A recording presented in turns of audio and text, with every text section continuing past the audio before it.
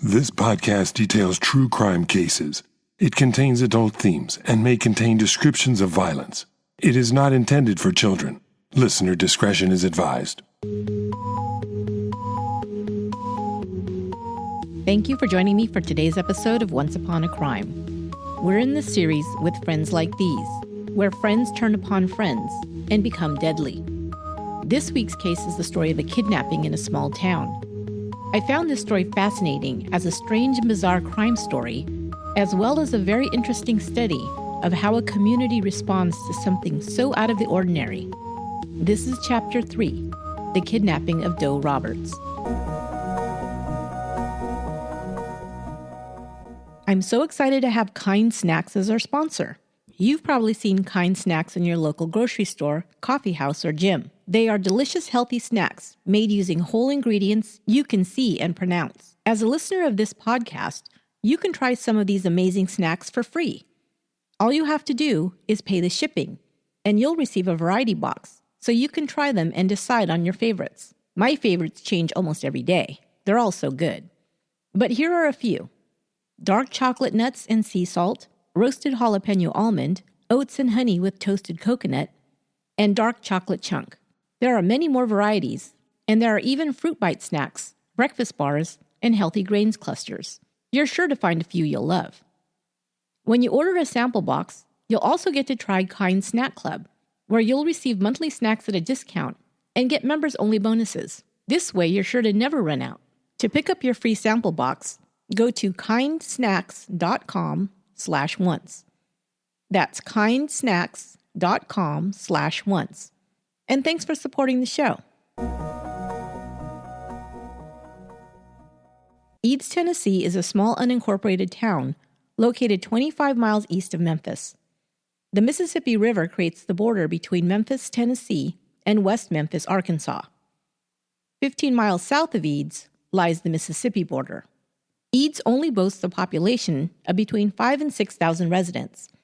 It lies in Shelby County, Tennessee, and in 1992, it was completely unincorporated.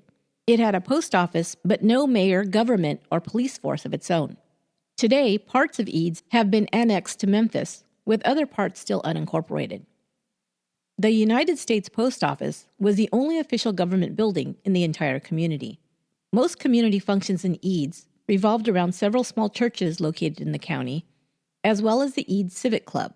Alan Roberts and Martha Eudora Jones, who always went by the nickname Doe, were married in 1948 in Olive Branch, Mississippi. She was a waitress at the Rogers Cafeteria.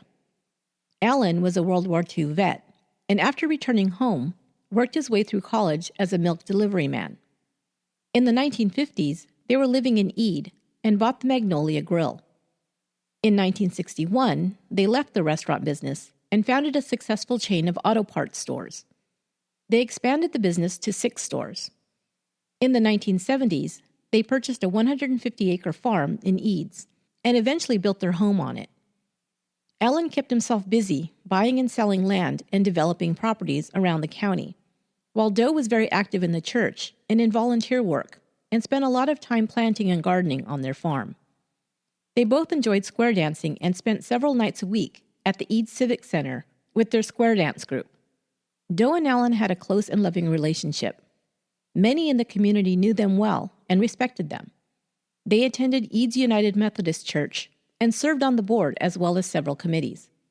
The church was very small, with only about 80 members, so everyone knew each other very well. Most of the Roberts' closest friends were their fellow church members. Doe was a petite 65-year-old with short gray hair. She stood only 5 foot 5 inches tall and was thin and highly energetic. She kept active by square dancing, attending aerobics classes, and gardening. However, she suffered from asthma and had to keep an inhaler close by. She had experienced a few severe asthma attacks that could have been life-threatening had she not gotten to the hospital so quickly. One of Doe's closest friends was a younger church member named Brenda Williamson. Brenda was in her late 30s and married to a firefighter. Doe and Brenda often sat together in church, and Brenda sometimes gave Doe rides to appointments or to go shopping. Doe had recently had cataract surgery and had stopped driving.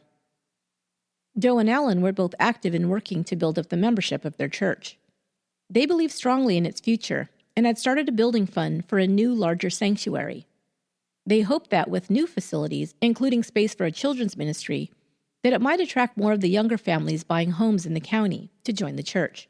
They enlisted one of the church's younger couples, Karen and Carl Johnson, as well as a new member, Mike Coward, and their pastor, Jim DeBardelaban, to form a committee for this purpose. As well, they asked a longtime church member, Charles Lord, to join in this planning as well.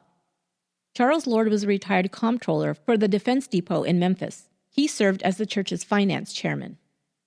Lord had been asked to oversee the church's finances due to his background in accounting, but he held such a tight rein over the budget that some members complained.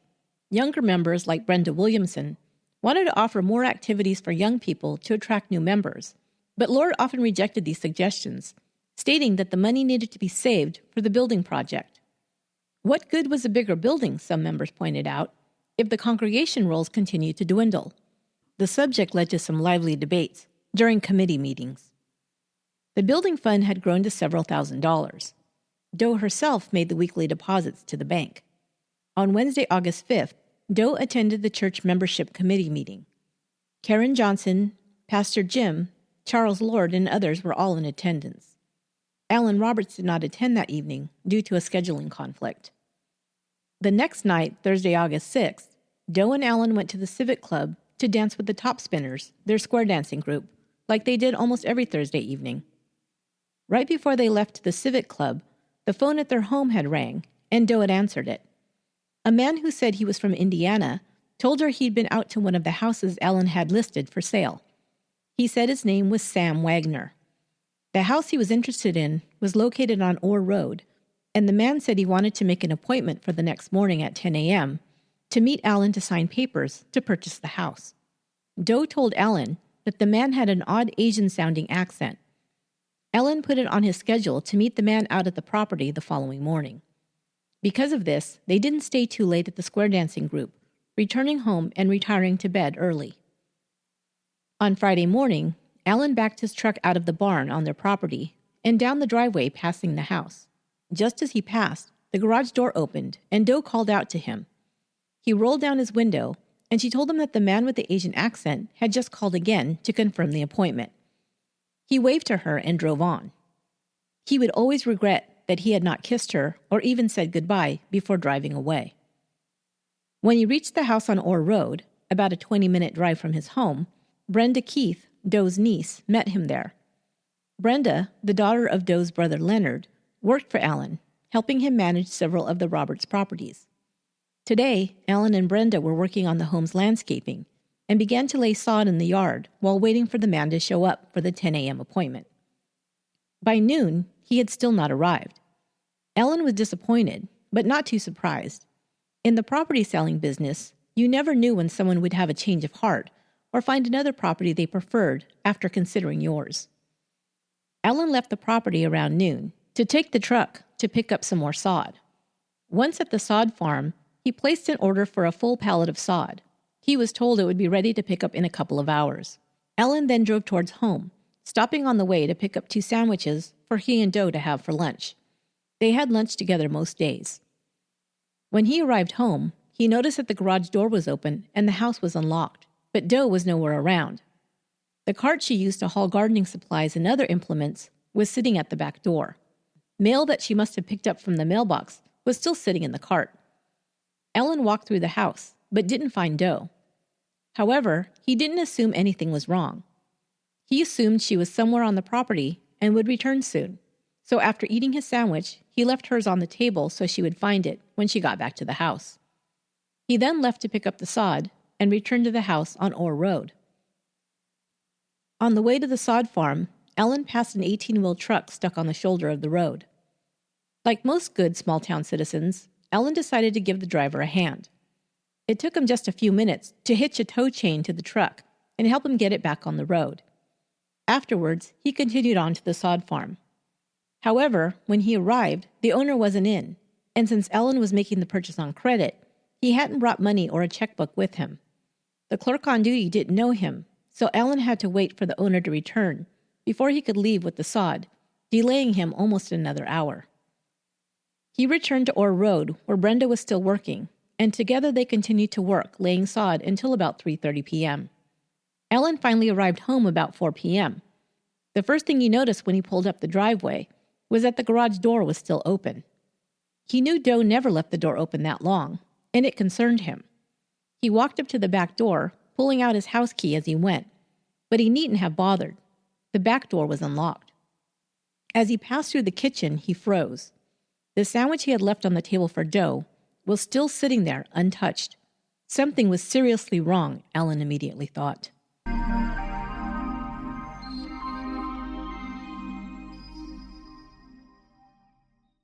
The first thing Ellen thought was that Doe might have suffered a serious asthma attack and was lying unconscious somewhere. He began to frantically search the house. He searched each room, top to bottom, even in closets and beneath beds. When there was no sign of her, he even checked the attic. He searched outside all around the house, but found nothing. He then searched the barn, but still, she was nowhere to be found. Becoming more and more frantic, Ellen jumped into the golf cart that Doe used to drive around their 150-acre farm and began driving up and down the property, calling out to Doe. She could be lying somewhere unable to answer, he thought. He drove through the pasture, down to the pond, towards the fields, and through the pine trees. Still nothing. He headed back to the house. Maybe he'd missed a note she'd left. He searched every surface again, but there was no note. Although it was unlike her, maybe this time she forgot and had been picked up to run an errand with one of her friends. He began to make calls, hoping against hope it was just something this simple. He called Brenda Williamson, but she had not seen or talked to her that day. He continued to make calls, reaching another church member, Melinda Lancaster, as well as Charles Lord's wife, Sylvia. Neither had seen or heard from her. He pulled out the church directory and went down the list, making calls. When that proved fruitless, he began calling family, including his sister Jean and Doe's nephew, William Paul Knox, to tell them that Doe was missing. He also called Brenda Keith, who came over immediately. The phone began to ring just as she arrived. It was just about 5 p.m. Ellen answered the phone in the kitchen, while Brenda stood just feet away. The caller spoke with an odd Asian accent. His voice was high-pitched, and that, combined with the accent, made him difficult to understand. "Your wife with me," he began, as soon as Ellen answered. "Unharmed. If you don't do what we say, we bust her head in. We want $100,000. We want you go in and take tape out of the answering machine and bring outside and crush and drive. I want you not call police on this." Ellen immediately promised to do whatever the man wanted. "Just don't hurt her," he pleaded. Ellen did get a tape and take it outside to the driveway and crushed it under his foot, but it was just a blank tape he had. He later gave the tape from the answering machine to the FBI. He said he crushed the tape in case anyone was actually watching. He didn't want to give the kidnapper any reason to harm Doe. But it didn't really matter, since the answering machine wasn't on record when the kidnapper called. He then immediately called Doe's nephew, Bill Simmons. Bill worked at one of their auto parts stores and had since he was a teen. He was very close to his Aunt Doe. He was very protective of her, and Ellen knew he'd do whatever he could to help. Bill was also a large man and very strong, which Ellen thought they might need. As well, Ellen trusted his nephew Bill completely. "They've taken her," he blurted out when he reached Bill by phone at the store. He told him what had happened, about Doe being missing and the ransom call. Bill said he would be right over. "You have to call the police, Uncle Allen," he instructed. Ellen was afraid to call the police after the kidnapper's threats, but decided he needed their help to get his wife back, and so he made the call. However, he was afraid to do so from his house in case the kidnapper was monitoring him. He asked Bill to meet him at his friends the Williamsons' house. He would use their phone to call the police. He next called his sister's son, William Paul Knox. William Paul was a home builder and also had a retail paint store. It was after 5 p.m. on Friday, and Ellen wanted to get the cash he needed right away to pay the ransom. He knew William Paul would have cash on hand that he was sure he'd lend him to meet the kidnapper's needs. However, Ellen realized that the caller hadn't told him where or how to get the money to him. Never mind about that, he thought. He was sure to call back, and when he did, Ellen would be ready with the cash. William Paul said he would begin gathering the cash he needed. Alan drove to the Williamsons' house and pulled out the phone book to look up the nearest FBI office. Alan told them about his missing wife and the ransom call. He was told that at this time it would be considered a police matter, and he should call local law enforcement. Eads was too small to have its own police force, so Alan placed the next call to the Shelby County Sheriff's Office. Once again, he related the details about his missing wife and the ransom call.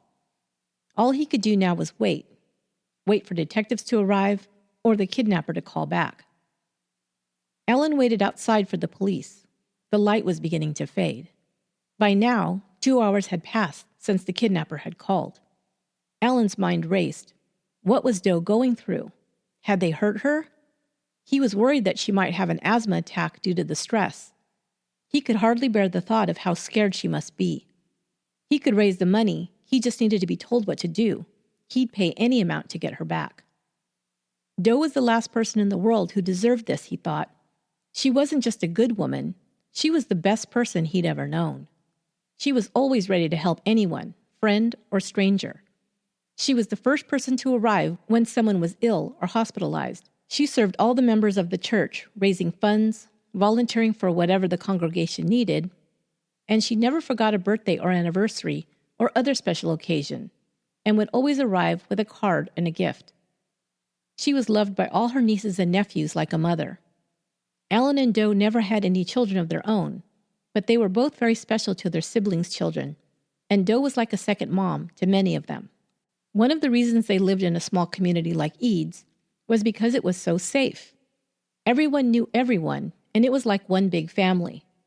Nobody stood out as someone weird or dangerous or perverted. How could something like this happen in Eads? Doe and Alan had worked hard for decades to build their business and achieve financial success. They had never lived extravagantly, and they were just now in their golden years, reaping the easy lifestyle from all their hard work. Money didn't matter, and Alan would give it all up if it meant getting Doe back. Detectives finally arrived almost an hour after they'd been called. They arrived in unmarked cars, but there were over a dozen of them. So much for subtlety, Alan thought. But it wasn't for him to tell the cops how to conduct their investigation, he told himself.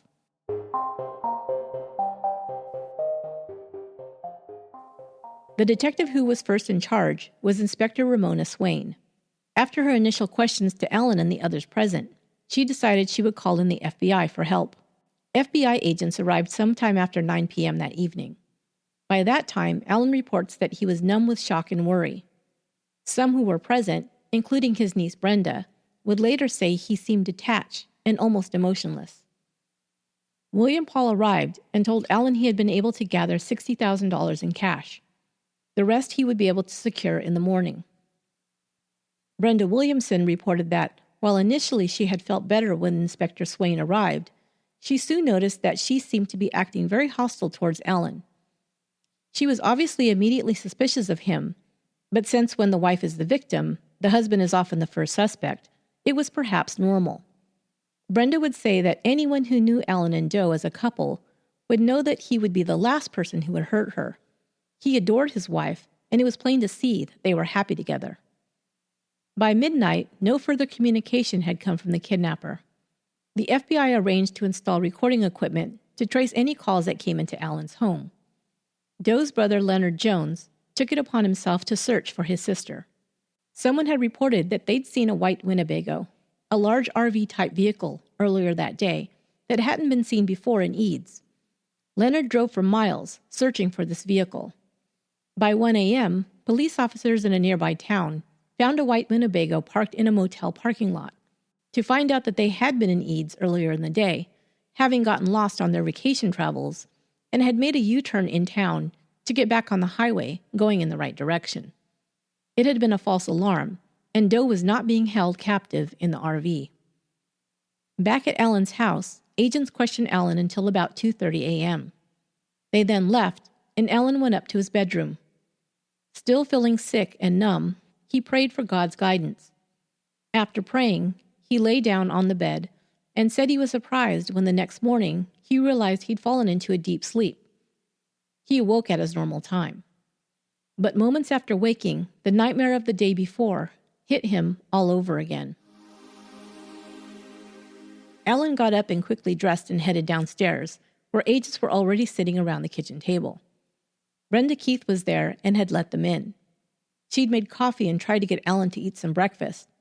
He took a few bites, but instantly felt nauseous. Alan now regretted calling the FBI. The kidnapper still had not called back, and he wondered if he'd found out that he'd called the police and would now not try to contact him again. Had he given away his chance to get Doe back alive? He was sick with the thought. For a long time, Alan had owned a pistol that he'd rarely taken out of his dresser drawer. Now he took it out and wore it holstered in his belt. He would do so for several months. He no longer felt safe, and if Doe should need him to rescue her, he would be ready. Alan wanted to make sure to have all the cash he needed when the kidnapper called, so with the help of the FBI, he was able to make arrangements to meet with his banker that Saturday morning. They had to drive into Memphis, about 40 minutes away. His nephew Bill went with him. Alan was able to leave the bank with cash in the amount of $100,000. Brenda Williamson went through Doe's closet, instructed by the agents to try and determine what she was wearing the day before. They decided that she would have had to be wearing a pair of black flat-soled shoes, a checkered skirt, and a matching cotton top. FBI agent Joanne Overall was to lead the investigation on the Doe Roberts kidnapping. The first thing authorities began to tell everyone was not to share information or talk about the case with anyone else. It would become an oft-repeated instruction throughout the investigation. Some friends, family, and community members kept anything they knew to themselves, having been raised to respect and obey authority. Some couldn't help sharing information with others, and gossip between them flowed freely. On Saturday, the FBI took over formal jurisdiction of the case. The reason for doing so, they explained, was because Eads was located so close to at least two other states, Mississippi and Arkansas. If there was any presumption that Doe Roberts might have been transported over state lines, the FBI would handle the case. The first question FBI agents would ask themselves was the same one Ellen was asking. Why hadn't the kidnapper called again? Agents knew that the typical kidnapping for ransom was singularly focused on securing the money. So why hadn't he called to make arrangements to collect the ransom? But Saturday passed with no word. With nothing else to do while they waited for the call, FBI agents began grilling Alan's friends and family members. Most agree that they seemed to be trying to build some kind of case against Alan as the perpetrator. His sister Wilhelmina, or Willie, was grilled on Saturday and says they seemed to be trying to trip her up, asking her the same questions about her family, and Alan over and over, but in different ways. She finally lost her temper when they went around in circles with her about her children's birth dates, accusing her of saying she'd given one date and then changed it when asked later. "I think I know my own kids' birthdays," she snapped at them, "and what does this have to do with anything? This is ridiculous." She refused to speak with them further. Later, Alan would say that Bill Simmons stayed close to him this entire time, and was arguably the person who was closest to both Doe and Alan and knew them the best. Not only was he like a son to his Aunt Doe, but he worked for them at one of their auto parts stores. He would know the most about his aunt, the relationship between his aunt and uncle, and even some of their financial information. However, neither the FBI agents or Inspector Swain ever questioned him. Doe had been taken on Friday, and only one call had come from the kidnapper that day, but the weekend passed with no further communication. On Monday, the media had got a hold of the story. Reporters began calling the house. The FBI had cautioned Alan not to make the kidnapping public, but that day he decided to make an announcement to the press. He hoped it might prod the kidnapper to call. "My name is Alan Roberts," he began. "My wife is Doe Roberts. We have been married for 44 years. We have no children, and my wife is my life. This past Friday morning, my wife, Doe Roberts, was abducted from our home. I have not been able to obtain her release. I have no way to communicate with whoever is holding her. Therefore, I am asking the news media to broadcast this plea. I make this plea for mercy and compassion from whoever is holding Doe to consider her medical condition. Doe has severe asthma, and if she doesn't receive daily medication, her life is in danger. I appeal for Doe's release so that she can receive the necessary medical treatment that can save her life. If Doe is released unharmed, I will meet any demand. I will do whatever is necessary to obtain Doe's release. The statement went out to all local media stations the following day, Tuesday, August 11th. The FBI's media coordinator, Ed Bradbury, went with Allen when he made his statement in front of reporters. "I don't think anyone could fake such physical and emotional distress," Bradbury said. "I sincerely believe that Mr. Roberts had nothing to do with his wife's kidnapping." 2 days later, with still no word from the kidnappers, Allen made another press statement. This time, again against the FBI's advice, he offered a $10,000 reward for information that would lead to Doe's return. The FBI was afraid that they would be flooded with crank phone calls. However, no one came forward with any new information. Many neighbors and friends of Allen and Doe began to criticize the investigation. Most thought that the focus was solely on Allen and that no resources were being put towards any other theories. Neighbors said they weren't even questioned until several days after Doe disappeared. By waiting so long to question people, it was believed that information might be forgotten, jeopardizing the investigation. Meanwhile, pastors in the local churches were telling their members not to speak about the case to anyone because gossip and false information would be picked up by the press. But some didn't think this advice would help in finding Doe. The authorities, including the FBI agents and sheriff's department, told people not to talk amongst themselves, and church leaders were telling them to keep quiet so that information didn't leak to those outside of the community. Some of the community members did begin to talk amongst themselves and compare notes. The pastor of the United Methodist Church, the church that the Roberts had been members of for over 2 decades, was not making himself available to his congregants through this terrible time, and some were becoming disillusioned. When he was called the very first day that Doe went missing and told the terrible news, the caller said that he simply responded, "Thank you for letting me know," and hung up. By mid-August, Doe Roberts had been missing for over a week, and the church members wanted to hold a prayer vigil for her. They approached Pastor Jim, but he told them he could not deal with it. So they contacted their former pastor, and he held the prayer vigil at the church on August 16th. The member who helped lead the vigil was Charles Lord. He spoke movingly of what a wonderful person Doe Roberts was. Charles Lord would step up as a lay pastor several times, taking over for Pastor Jim.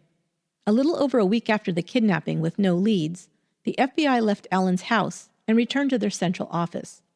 The media had also left. Willie, Allen's sister, was afraid people would stop looking for Doe and forget about her, so she led a campaign to tie yellow ribbons around trees and fences around the county to remind people that Doe was still out there somewhere. Allen had more posters made with the reward offer, and they were put up in every business in the county. He also paid to have it printed in local papers, hoping someone would come forward with any information. But summer turned to fall, and still no sign of Doe.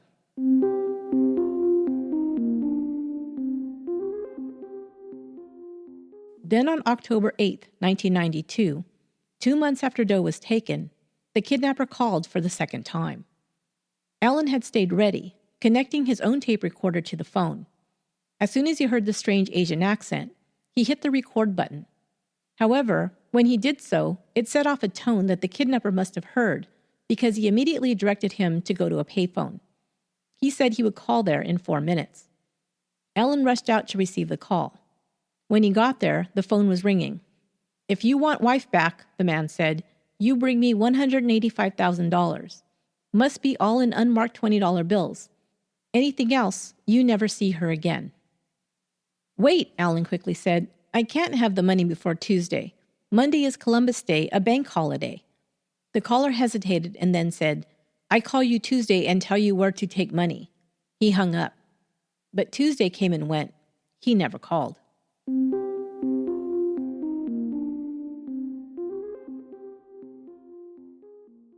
It was now November, and 3 months had passed with no sign of his wife. Allen was becoming more despondent.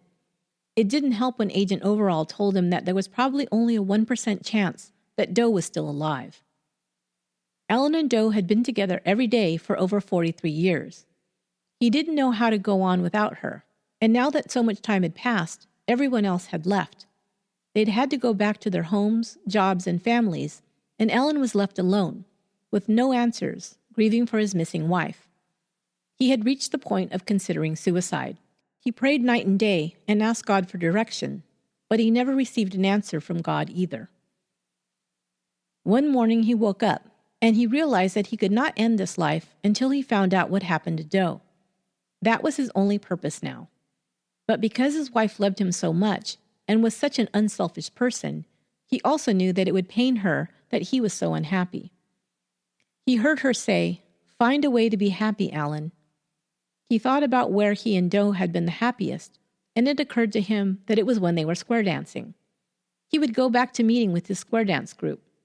Maybe he could receive some support and friendship there. Of course, when Alan began square dancing again, 3 months after his wife had gone missing, some felt it was inappropriate. How could he be out dancing so soon, they said. Didn't he care that his wife was gone? Was he that cold-hearted?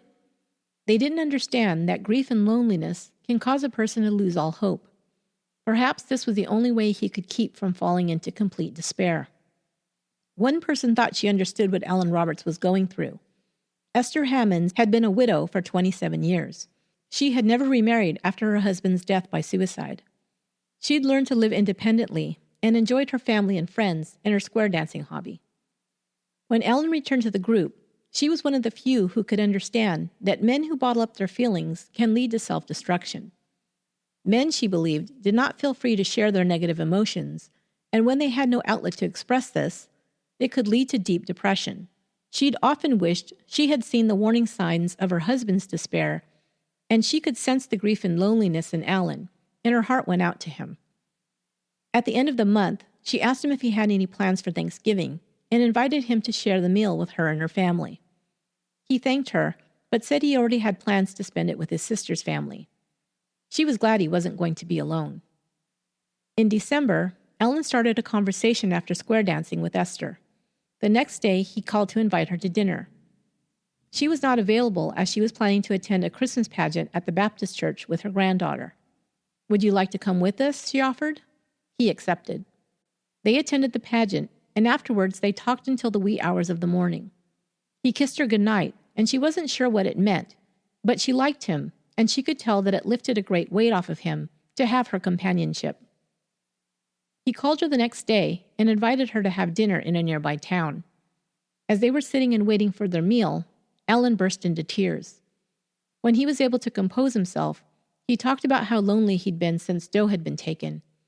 She told him she didn't think it would be a good thing to be seen together. People would talk. He said he just needed someone to talk to. Esther realized that this was not about romance. This was a man grasping for a life preserver, anything to keep him from sinking forever. He needed her, and that felt good.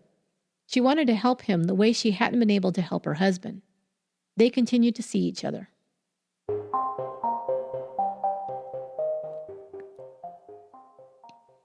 At the end of November, the FBI returned to Eads to do another thorough search of the Roberts home and property.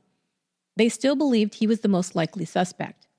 They even dug in areas around the property that looked like it might have been recently disturbed. They also used a backhoe to turn over the area that he'd long used as a dump on the property. They found nothing and still had no other suspects. Alan raised the reward for information from $10,000 to $25,000. Then in December, friends of the Roberts began getting phone calls. First, Brenda Williamson and the Cowards began receiving hang-ups. Then Brenda Williamson began receiving phone calls, always when her firefighter husband was away from home on duty. They were from a person who spoke in an Asian accent that sounded faked, and in a high-pitched voice. They were very similar in nature, always along the lines of, "You Roberts woman's friend, why you do nothing to help her? Why her husband do nothing?" He would then often rant and rave about how Doe was unwell, how she needed medicine, and how Alan refused to pay her ransom. Others that also received these calls were Brenda Keith, Melinda Lancaster, and Ronald Klein. When the kidnapper called Melinda, he told her she could ask 3 questions to prove that he had Doe. She asked him to tell her what committee she and Doe had belonged to together at the church. He answered correctly, Extension Homemakers. She asked him to tell her what her age was. He answered correctly, 66 or 67. He also answered correctly the name of their church. He then began to say that Alan paid him to kidnap Doe. He said Alan was not an honorable man and had a girlfriend. He said Alan knew Doe was alive. He then told her to tell Alan to contact him by 6 p.m. the following day or he would kill Doe. She called the FBI. They came to her house and stayed around the clock for several days, but he did not call again while they were there. When they left, he began calling again.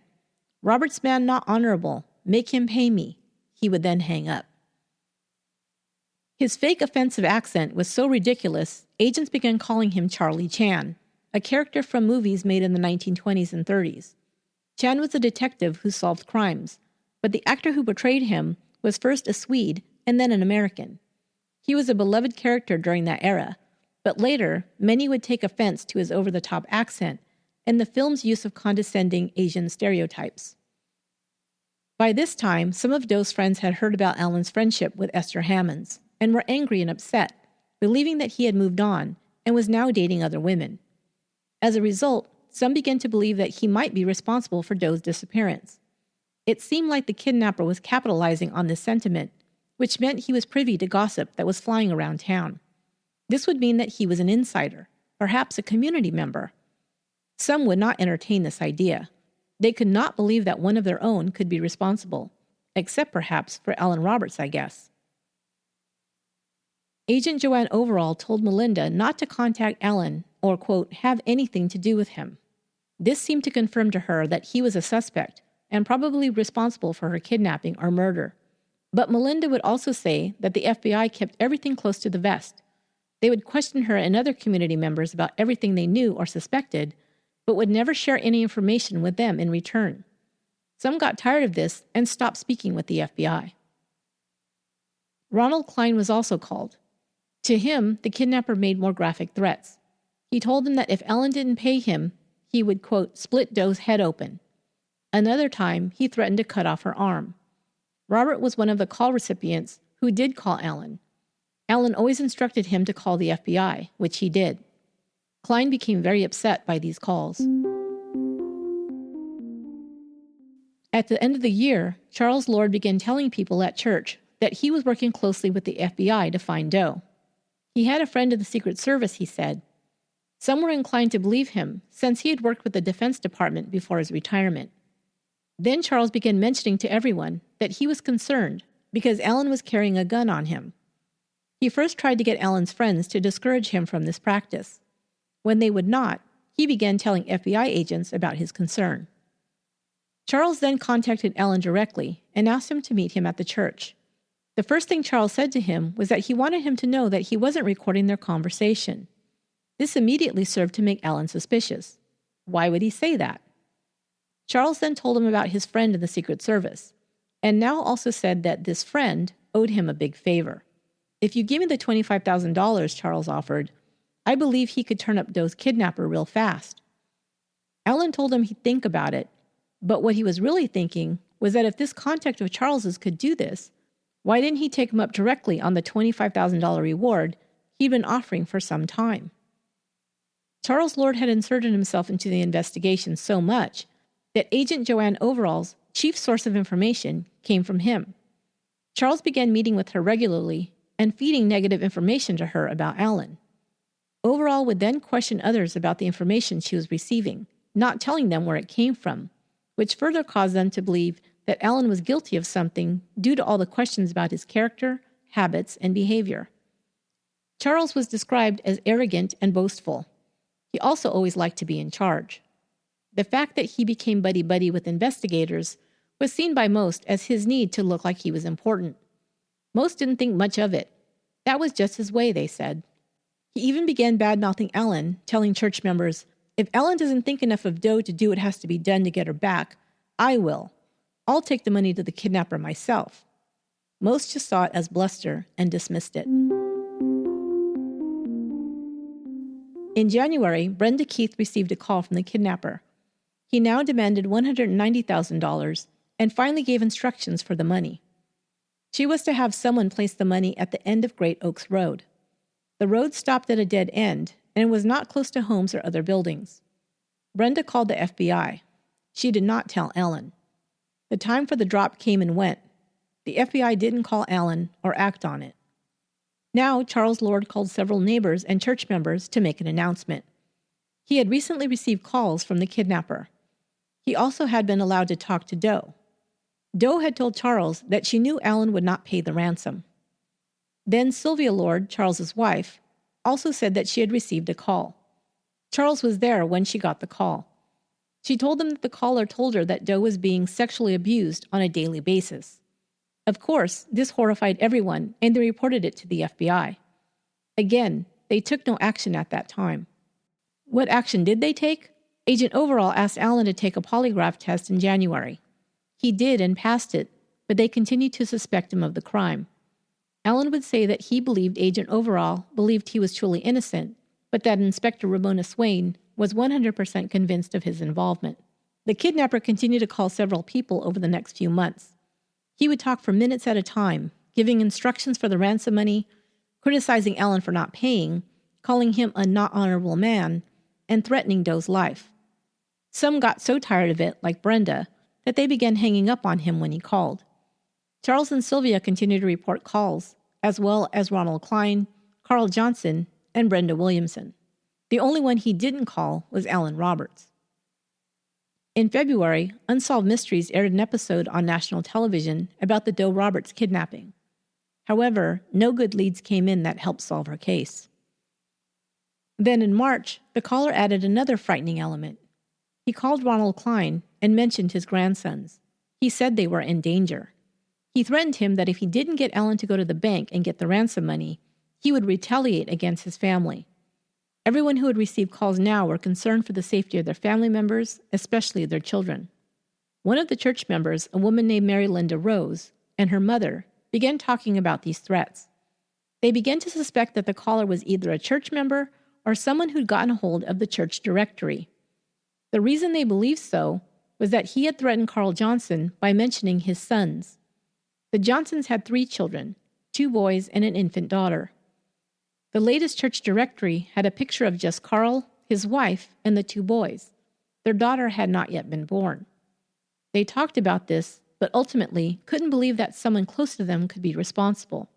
They did not report their suspicions. Another church member, Miriam Foley, had been close with Doe and would never believe that she was dead. She also didn't suspect Allen. She knew how much he loved his wife and how happy they were together. Maybe Doe ran away, she tried to tell herself. Her daughter, who lived in Nashville, kept saying that it had to be someone they knew, someone from church who'd taken Doe. Miriam at first refused to consider this. Ron Klein had been taping the phone calls from the kidnapper and having others listen to them. Miriam heard one of the calls and immediately thought she recognized the voice of Charles Lord. She told her friend Karen Johnson that she thought she knew whose voice was on the tape, but when Karen asked who, she wouldn't answer. She didn't want to falsely accuse someone. That would be terrible, she thought. However, she listened to the tape over and over and became convinced it was Charles Lord, but she did not report it. In March 1993, 7 months had passed since Doe Roberts had been kidnapped. You may have noticed that the FBI had no leads and no suspects. 0, nada, since the beginning of the investigation. Late that month, Allen received a call from Agent Joanne Overall. She told him there had been a development in the case and to meet her at a restaurant in Germantown to discuss it. He arrived at 7 p.m., the appointed time, and waited. He waited for over 2 hours and no one showed up. A little after 9:30 p.m., a waitress came to his table to tell him he had a phone call. It was Overall. "Can you meet us at the Holiday Inn?" she asked.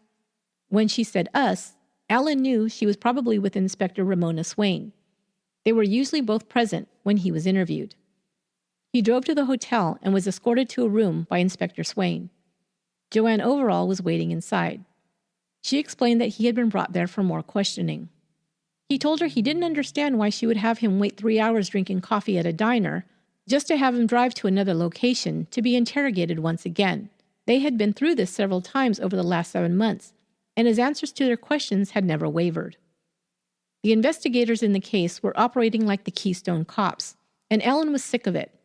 They hadn't come up with any leads, were running around town chasing gossip when they were doing anything, and kept circling back to him as their only suspect, even though there was no evidence that he had been involved. He had even volunteered to take a polygraph test and passed twice.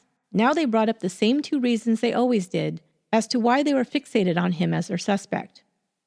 Once again, Agent Overall laid out her reasons.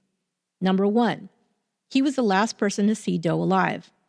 That fact alone made him their prime suspect, she explained again. Yes, it was true he'd seen her last, except for whoever had taken her, and they still hadn't figured out who that was, Ellen told her.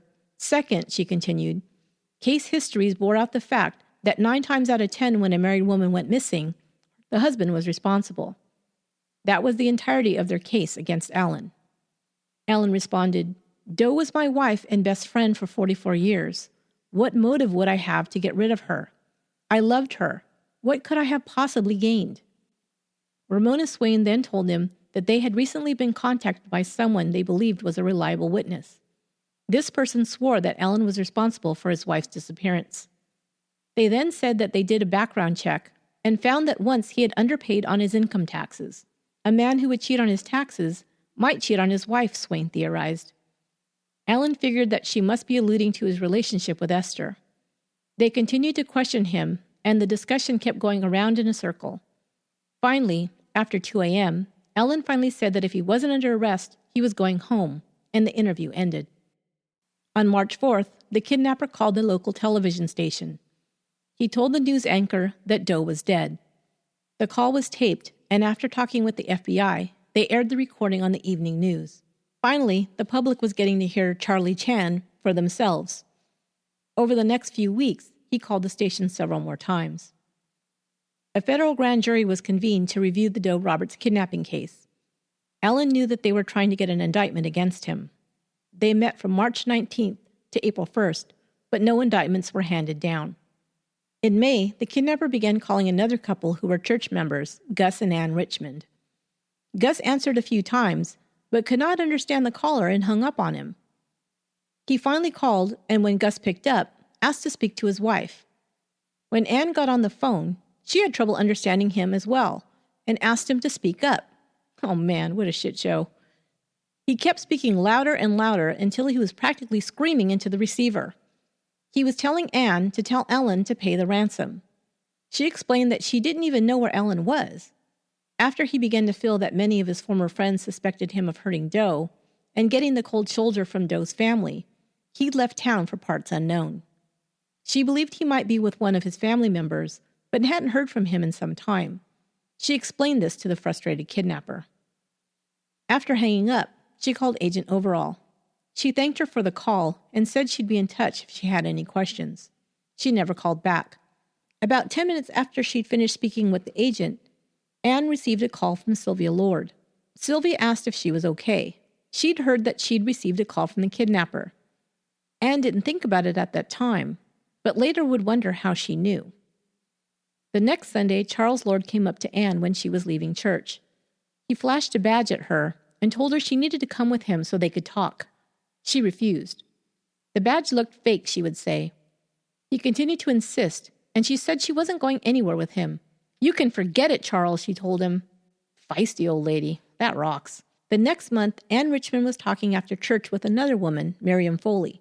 They were discussing Doe Roberts' disappearance and all the strange phone calls, and decided to write down all the facts as they knew them. Ann had been a math supervisor for the Board of Education and liked to think through things methodically and analytically. Now she and Miriam sat down to do just that. They put everyone's name who'd had a connection to the case on a piece of paper, most of whom were church members. They listed all the things that had taken place, including the phone calls, trips to meet the kidnapper, and everything else they could think of, and cross-referenced them with their list of names.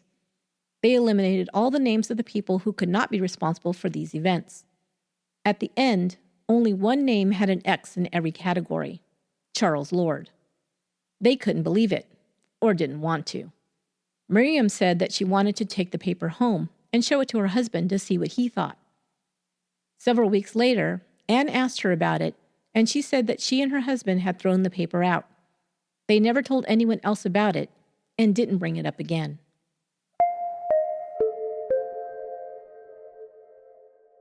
Doe's family had taped all the television news reports that had aired, including the recording of the calls from the kidnapper, and the reports Doe's family and friends had shared with reporters about the calls they had received.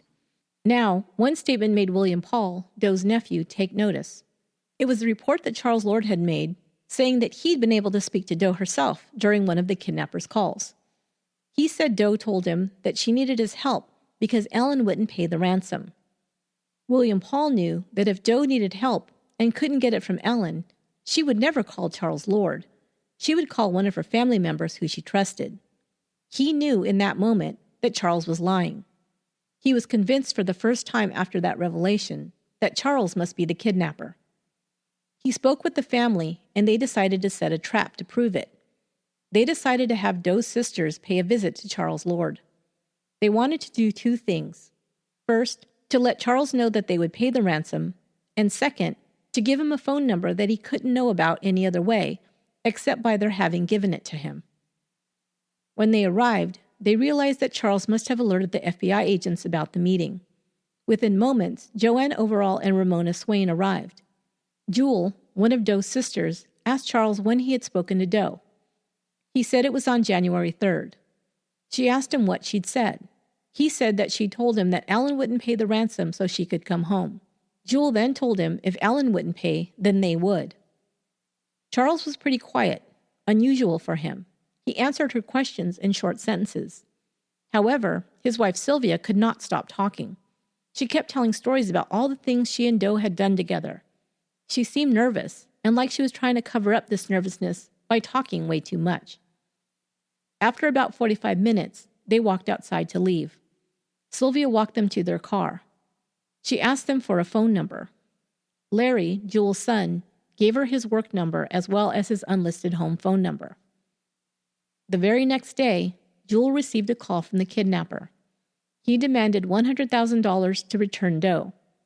She was to go to a nearby motel and stay in the room, while her son Larry was to go to a phone located at the nearby mall. The kidnapper also called Larry at the unlisted home phone number they'd given to Sylvia. It was Tuesday, June 8, 1993. Doe Roberts had been missing for 10 months. William Paul and Larry planned to be at the mall at the appointed time.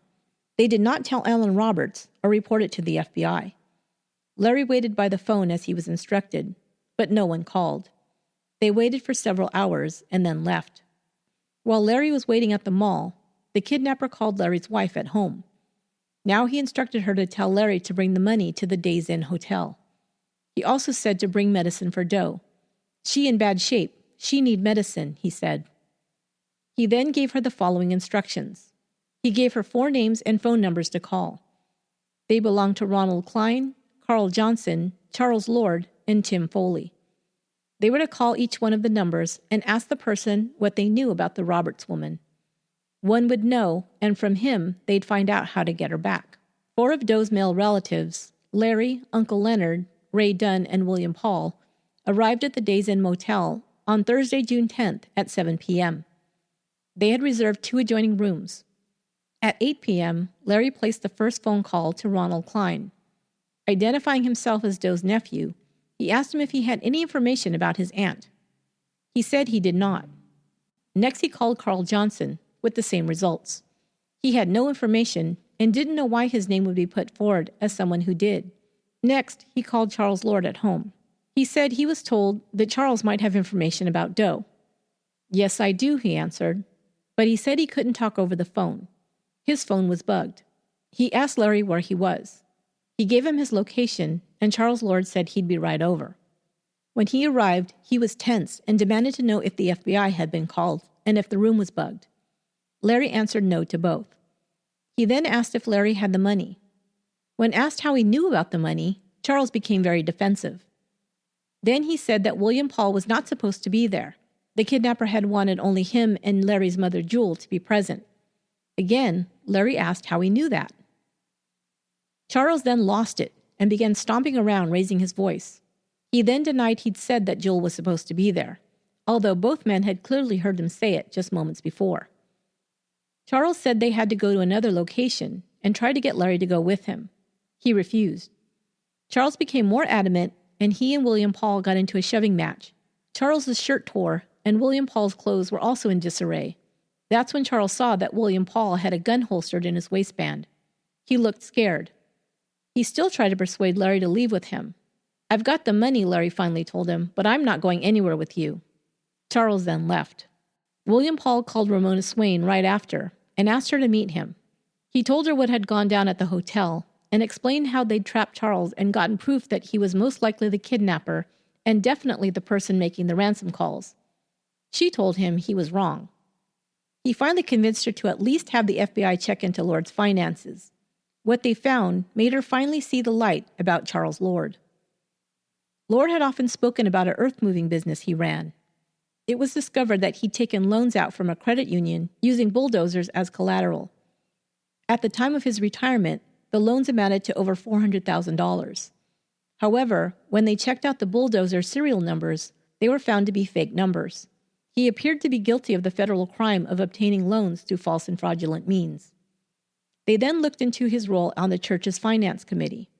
He had begun embezzling money from the church's accounts to try and cover his own debts.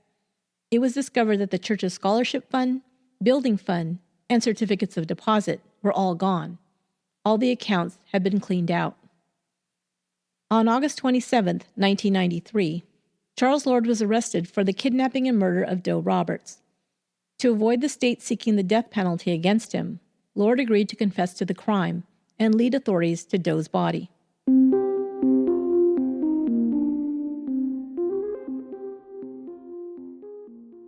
It was further discovered that Charles Lord had stolen over $86,000 from the church, as well as obtained a $300,000 loan from the Defense Depot Credit Union before his retirement. He had taken Doe Roberts in order to collect ransom to get him out of the financial hole he'd dug for himself. However, some also believe that Doe might have discovered his theft and confronted him. Some thought that Doe might not tell anyone at first, but encouraged Charles to make it right. She was that kind of person. If so, he might have killed her to keep her quiet. In total, Charles confessed 3 separate times, with varying degrees of truthfulness. He admitted to having disguised his voice and called the Roberts home the day before the kidnapping, posing as the potential buyer of the house on Orr Road. He knew it would take Ellen out of the house, where he would be at least 20 minutes away. A short time after Ellen left, Doe had gone outside to retrieve the mail. Lord was waiting, and when he saw her, he drove up and told her that Ellen had been in an accident. He could take her to him, he said. She ran inside to grab her purse, leaving the mail in the cart and the garage door open, and got into his car. Once they drove down the road, he grabbed her by the neck and pushed her head down into the seat, telling her not to make any noise or he'd kill her. She told him she would do as he said. He then strangled her and threw her body over a bridge and into the river. Later that day, he called Ellen and demanded the ransom. Divers were called to try and retrieve her body from the muddy, murky waters of Wolf River. They combed the river beneath the Alex Spiller Bridge from 1:30 to 4:30 p.m. until a thunderstorm began. They began the search again the next day, but after another full day, it was determined that her body could not have been thrown in where Lord had confessed to dumping her. They began to interrogate him again, explaining that if he continued to lie to them, they would seek the death penalty. Finally, he told the whole story. After he drove away with her in his car, he hid her by holding her down, as he'd said. She asked him what he was doing, and he told her not to make another sound. She asked about Ellen, and he told her that there was nothing wrong with Ellen. He just needed to take her somewhere. He said she was quiet and compliant. Doe's family would believe this account. Lord continued to say throughout his interview that Doe didn't try to fight or yell or call attention to herself in any way. Her niece recalls that Doe and Ellen had once been robbed while working at one of their auto parts stores. Doe always told her that should anything like that ever happen, it was best to just agree to their demands and give them what they wanted. It was the best way to come out of that kind of situation alive, she'd said. Lord then drove her to his house. He had an apartment located above the garage that was detached from the house. He thought his wife was gone, but when he arrived, her car was in the garage, and he momentarily froze. She didn't come out or call to him, so he realized that she hadn't seen him arrive. He took Doe up the garage steps and into the apartment. He had prepared the apartment by placing a wooden high-back chair near the bed. He sat her in it and used prepared strips of rags to tie her arms and legs to the chair. He then secured a belt around her middle that held her in the chair. He put duct tape around her eyes, but didn't cover her mouth. He told her not to make any noise, or he'd use a gag. He knew she suffered from asthma, and this would probably terrify her. She agreed not to make any noise, so he didn't gag her. Interesting note, he duct-taped her eyes. This possibly was because he didn't want her looking at him. She already knew where she was, so there was no reason to cover her eyes. Except he knew her and she knew him, and it probably made him more aware of the horrible deed he was committing, and it bothered him that she was actually witnessing what he was doing to her. He continued to tell her not to make a sound. He didn't want to hurt her, but he'd have to if she yelled or screamed. She promised she wouldn't. I would imagine that the fact that someone she knew so well was doing this had to come as a huge shock to Doe. And because it was a shock, she was not thinking very clearly. If she was, she'd have to know that he could not let her escape with her life. How could he unless he wanted to get caught? She knew him. Did she really think he'd ask for a ransom? Her husband would pay it, and then he'd let her go home? There was no turning back once he took her away from her home. He had to know that he was going to kill her, and she must have been in too much shock or denial to believe that this was possible. Charles told her to stay quiet, and he went downstairs so as not to cause his wife to question why he was gone so long. He went in the house to tell her he was home and that he had some things to work on in the garage. She told him not to be too long, as she was preparing lunch. He then said he went back upstairs and forced Doe to swallow sleeping pills that he'd set aside. He also had some pain pills that he thought would knock her out for a while. He waited for about 15 minutes after he drugged her, and he said she began to pass out. He then went downstairs and had lunch with his wife. He returned less than 30 minutes later, and she was still knocked out. He then laid her on the bed and took all of her clothes off of her. He then cut all the metal off of her clothes, buttons from her skirt, metal fasteners from her bra, etc., because he planned to burn her clothes in his burn pile. She had brought her purse into the truck, and he retrieved it and also took anything out that he thought would not burn completely and placed them with the other items. He said she was still passed out and now naked. He continued to go back and forth from the house to the garage. About 2 p.m., she was starting to wake, and he forced her to take more pills. Around 5 p.m., he told his wife he had to go to the hardware store, and that's when he left to call Alan to demand the ransom. Later that night, he said he returned to the garage apartment. He thought he must have given her too many pills because she was in an almost comatose state. His wife went to bed, and he returned to the apartment and had sex with Doe while she was unconscious. Around midnight, he smothered her with a pillow, killing her. They had his confession, but they thought it was mostly bullshit. It was extremely unlikely that he was going to be able to keep her quiet for that many hours. And sleeping pills and pain pills might make her sleepy or groggy, but probably not comatose. What is more likely is that he killed her soon after taking her into the garage apartment. The fact that he admitted to raping her while she was in an almost comatose state makes me think that she was dead when he committed this act upon her. The FBI believed that the plan was all along to kill her and then try and trick Alan into paying a ransom. The proof of this was that he admitted to preparing a pit on his property to bury the body in. He had also purchased lime and concrete. Lime to put over the body to decompose it faster, and concrete to cover the pit. That night he carried her body down the garage stairs to the pit. He then poured 2 sacks of lime over her and covered it with dirt and leaves. The next day he told his wife he was going out to work on the compost pile. He dug out the dirt and then poured a few bags of ready-mixed concrete in the pit and then covered that with the dirt and leaves. He thought that if anyone was to dig in that area and hit hard concrete, they would think it was a large rock and stop digging. He then took the metal from her clothing and the other items from her purse and drove around throwing out the items along various roads to get rid of them. He found about $150 in her purse and kept it. He said he didn't have any hatred or animosity towards Alan. He just chose his wife as the victim because Alan had money and could pay the ransom. He also said he had a great deal of respect for Doe. Once, when his wife was sick, he said, Doe had brought her hot soup for lunch. No, I didn't hate Doe Roberts, and I wasn't in love with her, he explained. Doe Roberts was a fine person. The authorities did wonder how much Sylvia Lord knew about the disappearance and death of Doe Roberts, but in exchange for his confession, his lawyers had prosecutors agree not to seek charges against her. She was also not sought for the money her husband had embezzled. She continued to live in Eads and spoke to no one after her husband's arrest. She continued to support him and was in court when he pled guilty. She would later file for divorce, but only so the creditors he'd defrauded couldn't seize their marital property to pay for his debts. In the eyes of the law, it was not a true divorce, but a legal separation. In this way, she was also able to continue to receive his full government pension. She continued to visit him at the Turney Correctional Facility where he is incarcerated for life, for kidnapping, murder, and rape.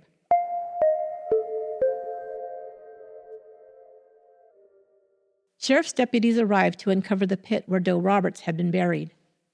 They slowly removed the cement pieces and found her body buried 18 inches deep, where she'd been for the last year.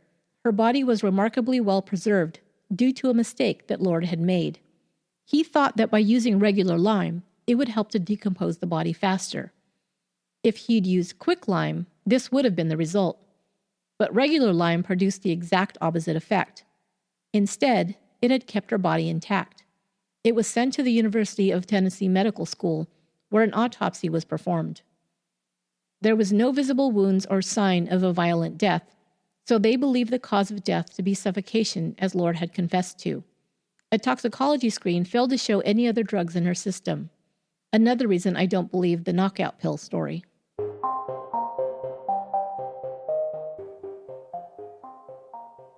Alan had stopped attending Eads Methodist Church and instead began attending a Baptist church with Esther. He resigned his church membership in Eads Methodist formally in September of 1993. He and Esther had grown close, but she reported that he still burst into tears whenever they visited a place that reminded him of his and Doe's time together. Because of this, and because many of his former friends had stopped talking to him when he was under suspicion, he decided to move away. He'd begun spending more time with her in a nearby town where her family lived, and decided to buy a plot of land there. He would build them a house, he promised. Doe was buried in Memorial Park Cemetery in Memphis, in a bright red casket that Alan picked out for her. He had it covered in red roses. Almost 500 people attended her funeral. Agent Joanne Overall was never convinced that Alan was guilty. However, Inspector Ramona Swain was, even after he passed 2 polygraphs and even after Charles Lord confessed and was convicted of the crime. She was awarded the Deputy of the Month Award from Shelby County for her, quote, sense of dedication and perseverance, and they said that it was because of her that the mystery was solved. Larry Knox, Doe's nephew, who was instrumental in trapping Lord into revealing that he was making the ransom calls, was awarded the $25,000 in reward money for information leading to Doe's recovery. Alan Roberts and Esther Hammond were married on May 26, 1994. They built their home on the 2-acre plot of land that he had purchased. 5 years into their marriage, he gave Esther a white Maltese puppy that she named Sugar, and she became a part of their little family. Alan Crawford Roberts died October 16, 2005, at the age of 78. He had 43 happy years married to Doe and 11 happy years married to Esther. He is buried next to his beloved wife, Doe, at Memorial Park Cemetery.